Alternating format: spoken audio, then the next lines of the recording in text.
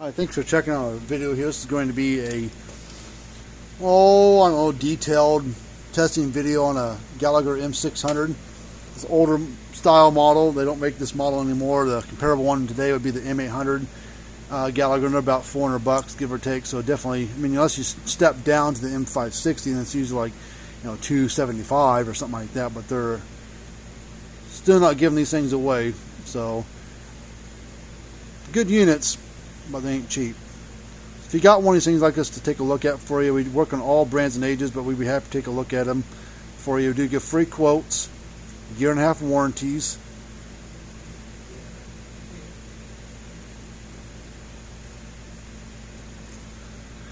Alright, so tools you're going to need if you want to try to attempt to fix it on your own. And you need a first tool you need to even get it apart is, if it's got the factory screws in it, which this one does not, you would need a T10. If the screws are black, then it's going to be a T10 tamper-proof type. If they're silver-looking screws, they're going to be T15 tamper-proof type. And there's only 2 screws in the back. With this one, the screws have been changed out already to Phillips. And the reason why they use the tamper-proof type of screws in them is because of UL. That place right there requires them to put those in there. This particular unit's a 2005 model, pretty old, but the first year they made this one was in 2005. So we'll see if it's still got original parts in it, or if it's been worked on before. So we should be able to tell by looking. The note on it says, it shows full power on the front, but then I get about 2 to 3 on the tester. It said no power to the fence. It said that lightning came through and messed up some other stuff. Now these screws in this one, they've changed them out already, and they're a Phillips screw. So I'll take the 2 screws out. There's only 2 of them typically. They'll either be in this corner to this corner, and these will be blanks, or they'll be in this corner, and those 2 will be blank.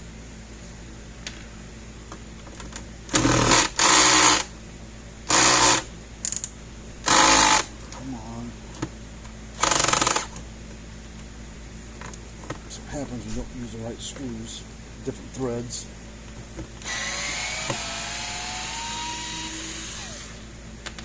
And then you're going to need a flat screwdriver, standard size looking one. Fell on the floor. Pop that cover, pop the little orange thing off. I'm going to flip this around like this. And you grab the back, grab the front with one hand, and grab right here with your other hand, and just kind of separate it. Which it ain't separating. Okay, I see what they did. Look at that. What's that poking through the whole case right there? Oh, look at that. That's a screw head, or the screw came through. So what they did was, a person couldn't get it apart because they didn't have the right tool, so they drilled the head of the screw off. When they did that, they actually they drilled so hard on it, they shoved that screw through the front case of the unit right there, because they didn't have the right screw, the right tool to get it apart. Now they made it even harder for me to get it apart.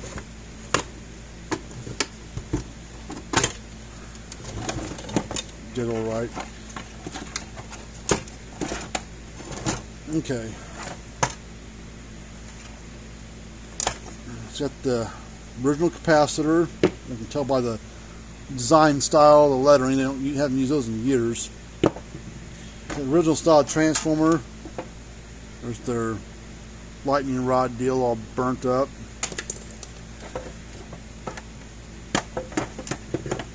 It's all burnt up here as well.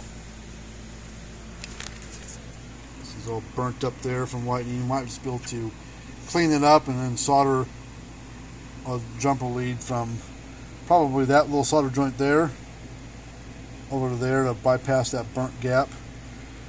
That's been burnt up too. See, some other stuff looks a little odd. So give me just a second here, I'll get some more tools. Alright, so let me put some stuff down here out of the way. Get my soldering iron powered up. Alright, so we're going to get a meter out here. I'm going to check this capacitor with it being, you know, original 15 years ago, whatever. 17 years ago, geez. Is that what it is? Yeah, 17-year-old unit. Alright, let's turn the meter on. Now this is a, I usually use this Fluke 115. This is the meter I usually use, but about a $250 meter. But, whoops. I've got this new meter we bought on Amazon for about 40 bucks. It's not as quick as that one. It didn't have the safety features for discharge built into the Fluke. That's why these things are last you 20 plus years minus the battery. And it's real quick, it's accurate, it's really reliable. But we're going to test this capacitor. Now the capacitor symbol is that symbol right above my finger, right where that arrow's at. That's a symbol for a capacitor. It's not ohms, it's not continuity, it's not the diode check, and none of this other stuff. It's that symbol right there. So if your meter doesn't have that symbol, you can't really test capacitors accurately. Oops. Alright, so now we're going to test across here. See if we can get rid of some of the glare.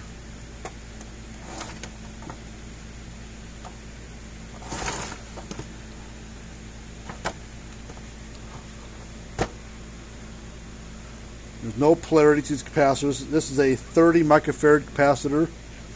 So we'll give it a second to do its thing. Reading 20.4. So the capacitor is definitely weakened. So now we'll change it. Let me go grab another capacitor for it.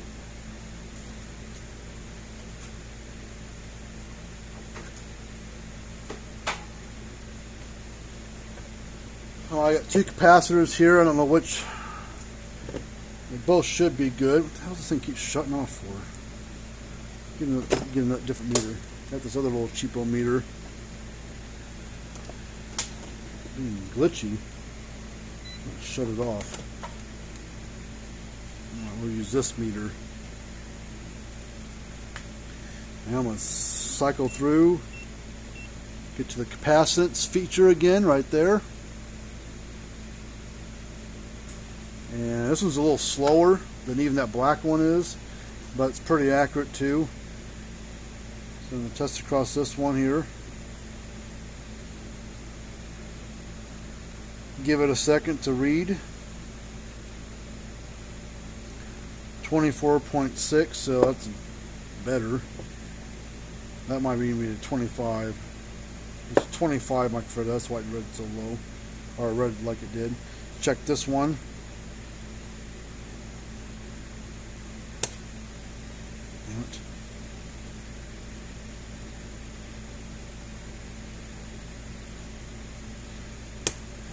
Come on, quit slipping off.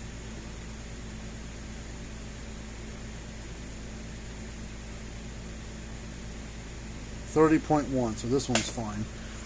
Alright, so we're going to put that capacitor in it. I'm going to toss both of these.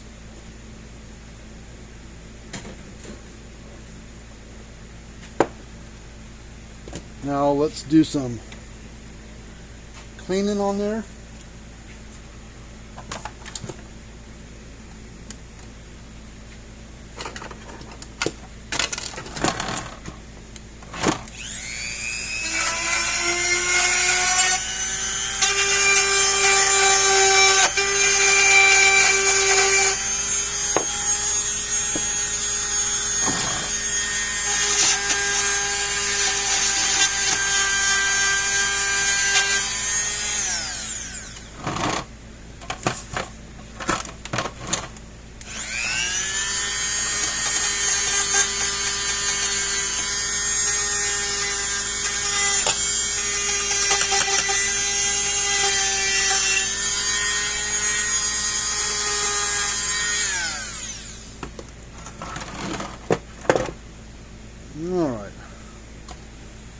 Got me some wire here. Wire strippers.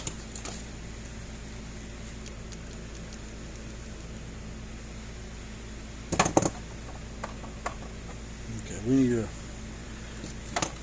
we'll fix this part first. We gotta do something different right there.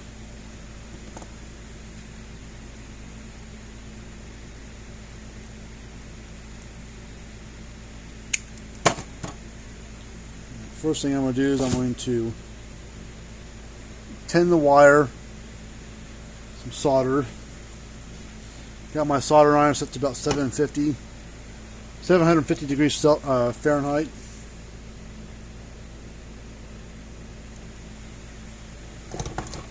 And we'll add some solder.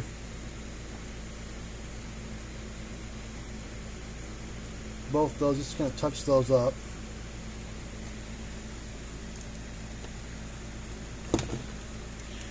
And then we'll solder across here, or solder it to one of those. Actually, have them to both of them. I'll bring that across to right there.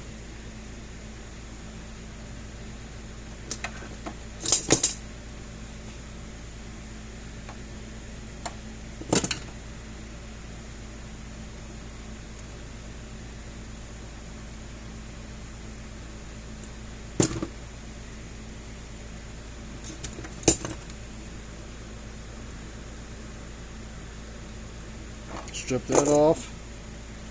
Now we'll tin the wire on this one right here.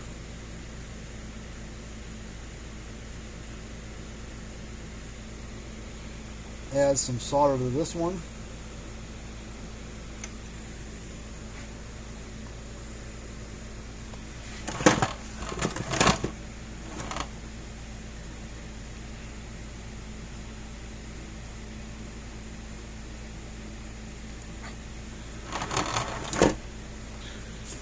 That part's done.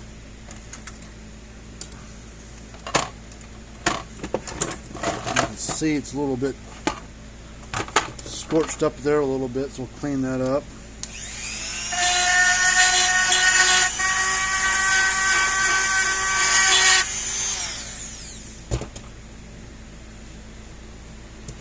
Let's pull this board out real quick.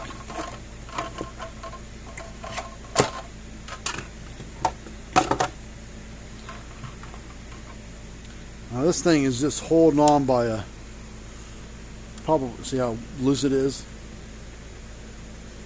The solder joints are all burnt and broken right there, so it's actually just pulled right out.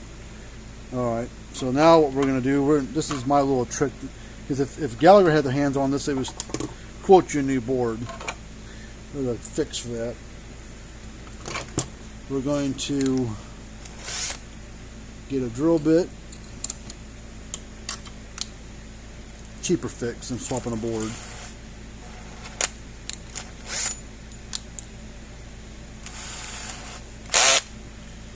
And drill a hole about dead center between the two.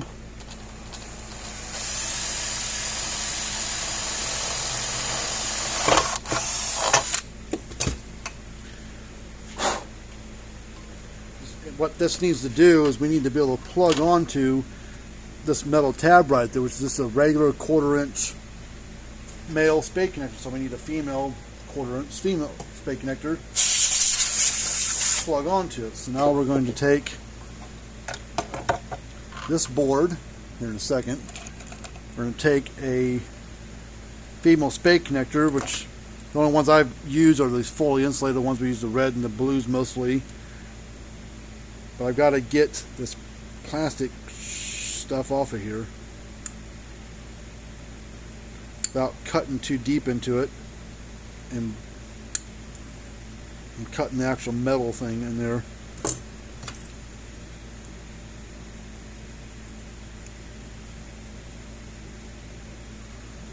I got part of it off. We'll shove that through just like that. That's basically what I need right there. So now we're going to plug this onto here.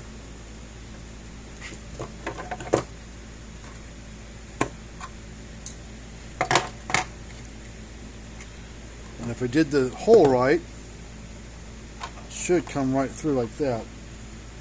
And this one's still in good shape, so we'll just plug it on to there. And then we'll take some of that wire, strip it back, and twist it up. We're going to tin the wire.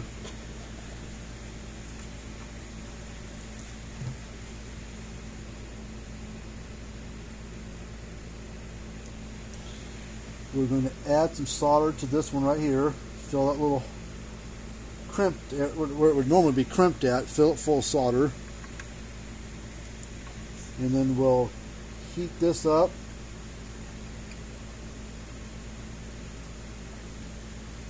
Fuse the two together, let it cool off.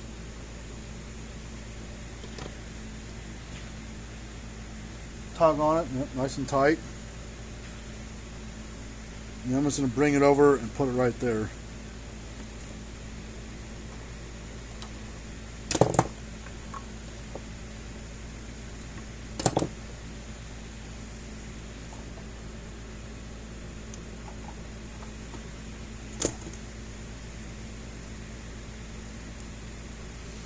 So now basically do kind of the same thing we did over here, sort of. Similar. Yeah, a little extra solder to this tab right here, just get a little bit bigger surface area. We'll take this wire. Oh, it's hot. It's really heat.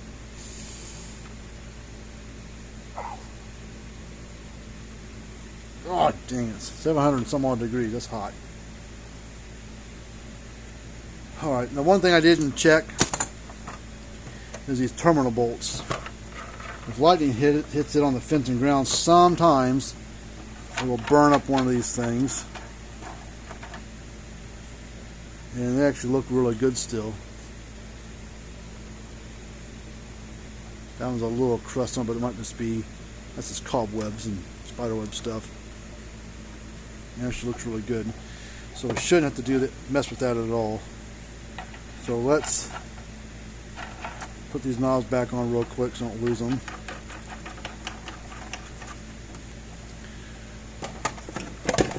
Okay, based on the guy's notes, this thing still showed full power but wasn't putting out much. The reason why it wasn't putting out much was because of this right here mostly.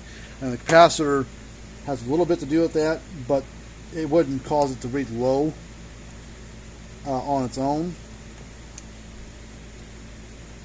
Because the power's got to get over that terminal. If it's not able to reach it, you're only going to get partial power reading because you're only going across the ground only, not the fence, or fence only, not the ground. Everything's plugged in. Let's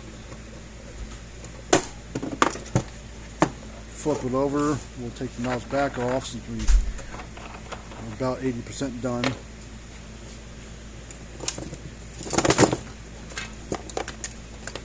Let's plug this in here.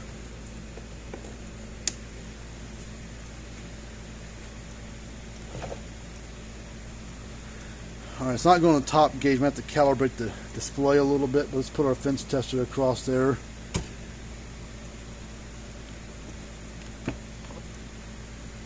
There should be a fourth green light there. It's not there.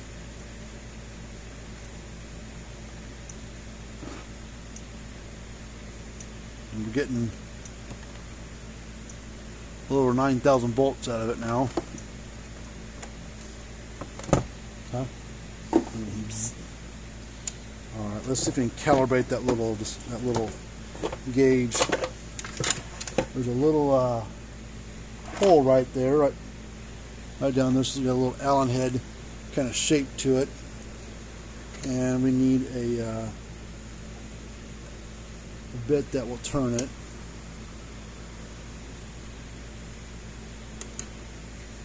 Let's see if this will fit it.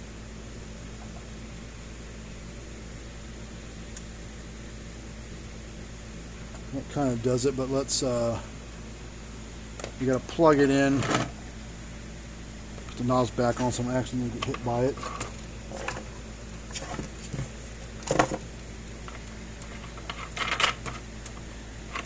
This doesn't increase or decrease the voltage output, it just adjusts those lights.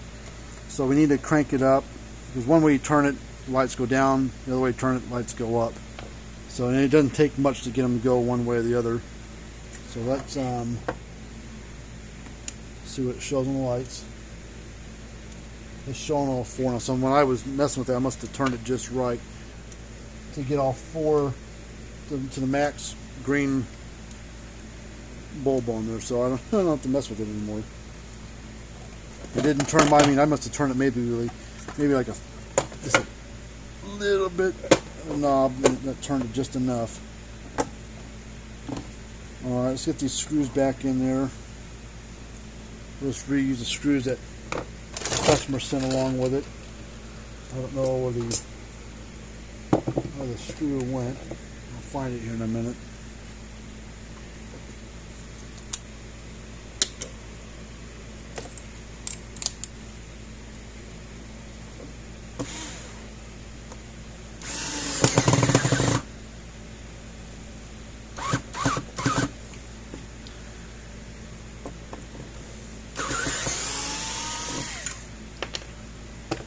Like those screws.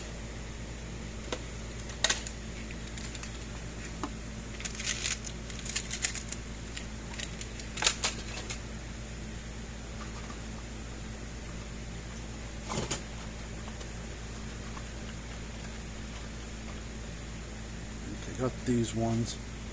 I think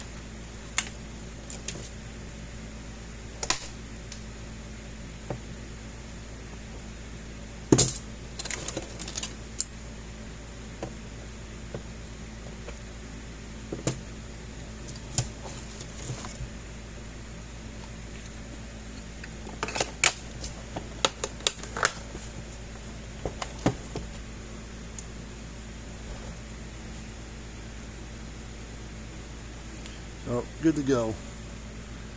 So we'll move on to the next one. We'll call the customer up. I'm sure they'll fix it. Pretty cheap fix. You know, new capacitor and fix that board. Transformer's fine. Just that little calibration deal on there, but other than that, raring to go. So if you'd like to subscribe to the channel, appreciate that. Hit the thumbs up button if you'd like to do that.